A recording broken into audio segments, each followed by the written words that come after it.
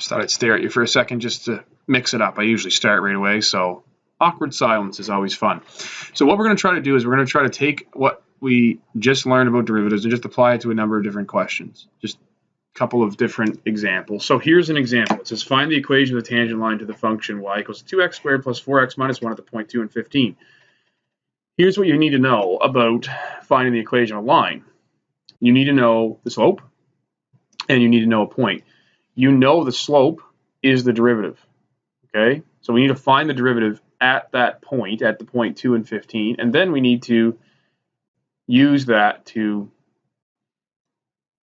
then take the point and the slope and find the equation of the line. So what's interesting is I showed you that there's two different ways to find the derivative or the slope of the tangent. So because we're looking for the slope of the tangent at a particular point, at 2, we can use this definition. If we jump back here, there's two definitions. This is the second definition. So I just want to show you an example. We already did an example of the derivative. And so we wanted to do an example where we're just using that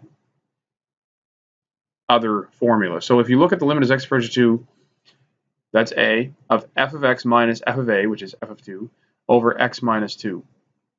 So we're going to just plug in. So f of x is 2x squared plus 4x minus 1.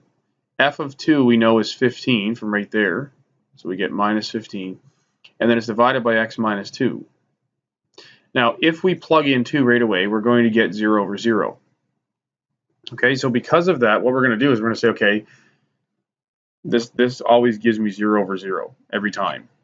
So what I'm going to do then is I'm going to try to go, okay, what do I do with this top part to see if I can get something useful out of it. So the first thing I'm going to do is group my like terms. Then I notice that there's a common factor of 2. So I'm going to take that out. And then I'm going to try to factor this. So x squared plus 2x minus 8. And it factors as x plus 4 and x minus 2. So I factor it out. And what happens is my x minus 2's then cancel. Okay. So I'm left with 2 times x plus 4. And now I can let x be 2. And I get 2 onto 2 plus 4. So 2 plus 4 is 6. 6 times 2 is 12. So there's my slope. Okay. Now, there's two ways to then find the equation of the line. There's this, which you may or may not be familiar with. It's y minus y1 equals m onto x minus x1. It's called the point slope formula. And it's used if you have a slope, which we do, and a point. Or you can do y equals mx plus b. So I've done both of them here just to show you how it works. So if you use this formula, what you do is you take your point, your y value is 15, your x value is 2, and your slope, and then you just solve this. So you just expand, you get 12x minus 24, and then you bring the 15 over, minus 24 plus 15 is 12x minus 9. So that's the point slope formula. You may be unfamiliar with this. To find the equation of the line, you might not have done that. So just in case you don't know what this is the other way to do it, the way you're probably more familiar with. So what you do is you just plug in your point, what's 15 and 2, you plug in your slope is 12, and you solve for b. And then once you have b, you restate your equation. So y equals 12x minus 9. I like this one better because there is no restatement of the equation. In other words, once you find the y-intercept here on just solving. So you don't have to remember to restate the equation. Does it matter? No, you can do either one. But I like this one, and you'll probably see in a lot of my examples that I use this one. Doesn't matter which one you use, but that's the equation of the tangent line at that point. Okay, now that only tells me the slope of the tangent point at that point. So if I was to change the point, let's say I said, now what happens at 3, then I'd have to do this whole thing again. I have to go all the way through it again. So that's the other formula. Okay, so let's just do another example. This one says find the slope of the tangent line to the curve y equals 1 over x at the point minus 2 and minus 1/2. So I could do the same thing I did last time.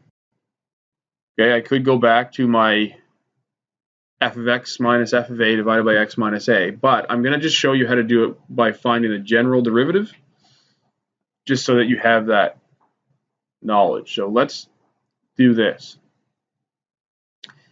So I'm going to have the limit as h approaches 0 of f of x plus h minus f of x over h. F of x, okay, if we just write it over here, f of x is 1 over x. Okay, so that means that f of x plus h again, I don't know why those black lines are showing up. They cross everything out, but anyway, is 1 over x plus h. Okay?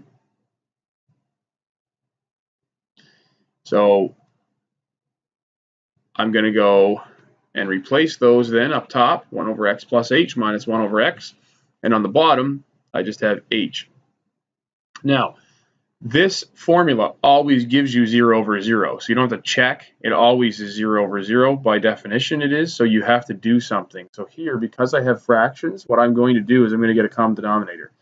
So the common denominator here is x plus h times x. That means that I'm going to multiply the x by the 1 up here and the x plus h by the 1 over here.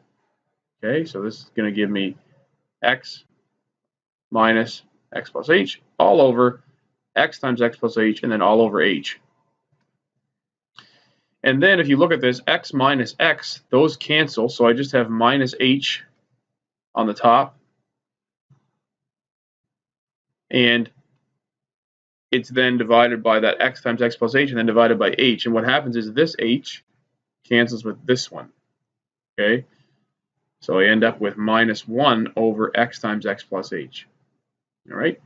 So I get minus 1 over x times x plus 0 because I'm now going to let h be 0, and that gives me minus 1 over x squared. You'll notice a difference, hopefully. The difference is that if you use this formula, if we just jump back here for a second, if we want the slope of the tangent at 2, you notice it gave me a number. It just gave me 12.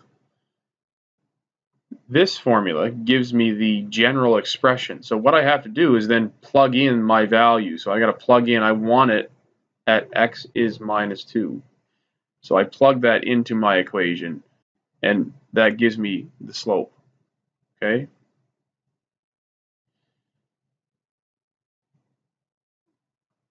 And then you can find the equation, again, using either of those two methods.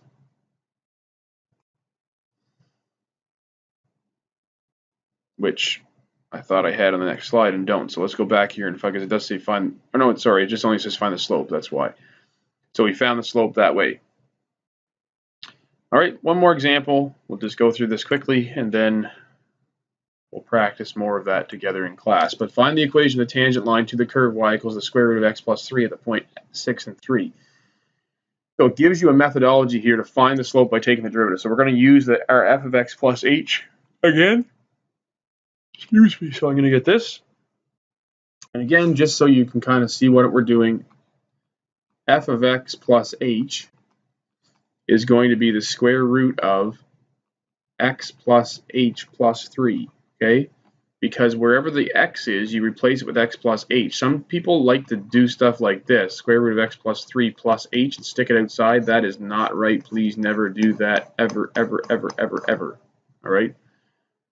Wherever the x is, put it there. Might have slightly overstated that, but I've seen it too many times to not get angry. So if you take your equation, plug in your f of x plus h and your f of x, you get a square root minus a square root. And what's interesting about this is in order to do something about it, what we have to do is get rid of the square roots, because you'll notice the top, x plus h plus 3 and x plus 3, if I could get rid of the square roots, I'd have x minus x and I'd have 3 minus 3 and they'd go away. So how do I get rid of the square roots? I want to square it. And how do I square it when I have a binomial? I multiply by the conjugate. So I get this.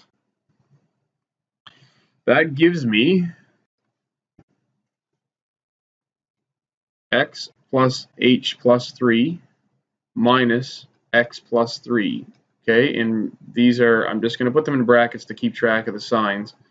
And on the bottom, I have h multiplied by this whole thing, square root of x plus h plus 3. Again, I don't know why those black lines are there, but they are. Like that. And then what happens is, if I remove the bracket, I get x minus x, so those x's go away, and I get 3 minus 3. So I'm just left with h on the top, right? Everything else is gone. So if I kind of color it all out, sort of emphasize that the h is by itself, then I can cancel the h as well with the 1 down there because it's the only thing left on the top. So I end up with 1 on the top over this. If I let h go to 0 now, it becomes this, and I end up with my slope. But again, that's a slope function. That is a description of what the derivative is all the time. So then what I have to do is I have to say, okay, I want the slope at this specific number up here. I want the slope at the point 6 and 3. So I'm going to go and actually plug in 6, okay, into my derivative. So I go 6 plus 3, that's 9. The square root of 9 is 3. 3 times 2 is 6, so it's 1/6. And then what I do to find the equation is I use the point slope formula. So y minus y1 is 3, is equal to the slope, 1/6, of x minus x1, so it's minus 6. So I bring the 3 over, multiply the 1/6 out, and I get 1/6 x minus 1 plus 3 from there, and so that gives me that. And there's my equation, my tangent line. Okay, so we're going to do some more examples of finding the derivative together, but that is the premise of finding the derivative.